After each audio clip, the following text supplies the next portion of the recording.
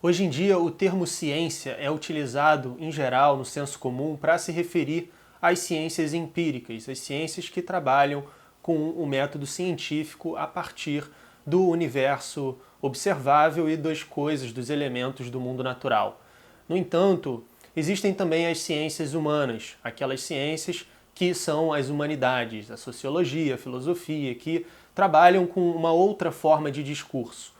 E é importante ter em mente que as ciências empíricas elas vieram da filosofia.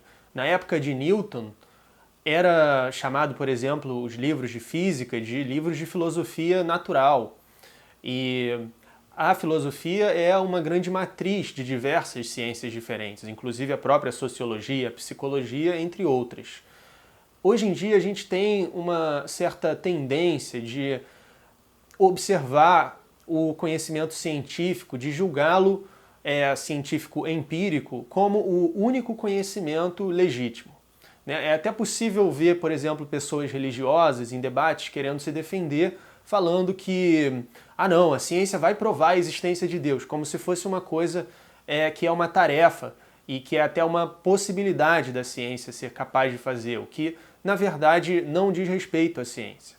E eu quis fazer esse vídeo para já esclarecer uma distinção muito importante e apontar como que a filosofia ela é muito mais ampla, ela é muito mais aberta do que o que a gente chama no senso comum de ciência, né? Que diz respeito ao conhecimento empírico observável dos fenômenos.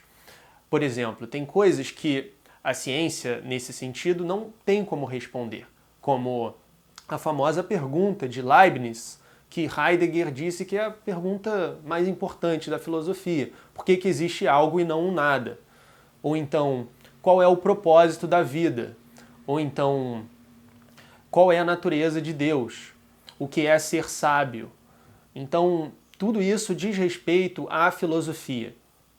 Hegel tem uma famosa passagem, uma passagem muito interessante na Ciência da Lógica, na qual ele expressa isso já no século XIX, assim, ele diz que esse trabalho que o senso comum faz, em conjunto com isso que a gente entende por ciência, é como que a dissolução da metafísica, daquilo que era muito importante na tradição de conhecimento da Antiguidade, da Idade Média, era o que existia de mais importante. E ele diz que é como se no nosso tempo moderno a gente tivesse um belo templo ao qual falta um altar, ao qual está faltando aquilo que era o mais importante. Tem a ver também com a discussão sobre a morte de Deus, tanto já em Hegel de alguma forma, mas principalmente no Nietzsche.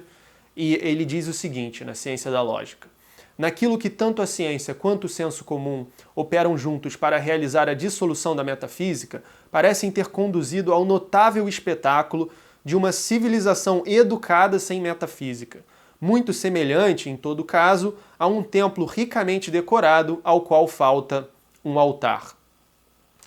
Então a filosofia ela é uma forma de discurso muito mais vasta, muito mais aberta do que o método científico. E eu posso até dizer que a arte ela é ainda mais aberta do que a filosofia. E o Aristóteles falava de 4 causas, Para o Aristóteles, tudo, na realidade, tinha uma finalidade. Se você quer assistir a minha introdução ao pensamento de Aristóteles, pode clicar aqui nesse card, onde eu explico isso com mais detalhe. Mas ele fala, por exemplo, da causa formal, da forma da coisa, da causa material, daquilo que ela é feito, da causa eficiente, de como que a transformação daquela coisa acontece. E essas 3 causas podem ser respondidas pela ciência empírica. Mas a ciência empírica não pode dar conta da última e mais importante causa, que é a causa final. Então, a filosofia, ela investiga, tal como a religião, causas finais, teleologias, finalidades, qual é o propósito do ser, qual é o propósito de um ser humano. Isso já é muito importante você saber para quando ver esse discurso de que, ou essa atitude de preconceituosamente assumir que o conhecimento legítimo é apenas o conhecimento das ciências empíricas, já sabemos que, sabe, esse é um ponto de vista muito enviesado e extremamente recente, sem nenhum fundamento na história do conhecimento de maneira geral, sabe?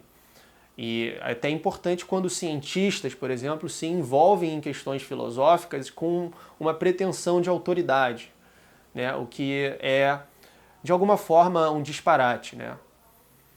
Então é isso, pessoal. Queria fazer esse breve vídeo para esclarecer essas coisas, essa distinção, para que você, em sua jornada estudando filosofia ou outra coisa, o que quer que seja na sua vida, tenha isso em mente, né? Que a filosofia ela tem um potencial muito mais amplo e trata de questões diferentes das ciências empíricas.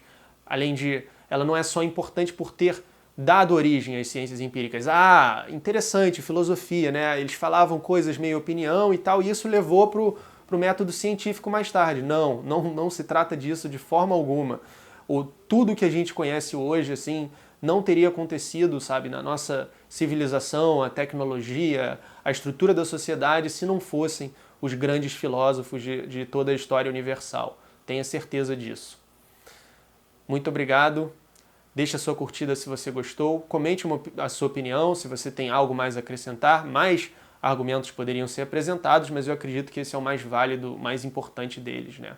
Para essa questão filosofia, religião, né, humanidades e ciências empíricas, tão cara ao século XXI. Muito obrigado, deixe a sua curtida, deixe o seu comentário e até o próximo vídeo.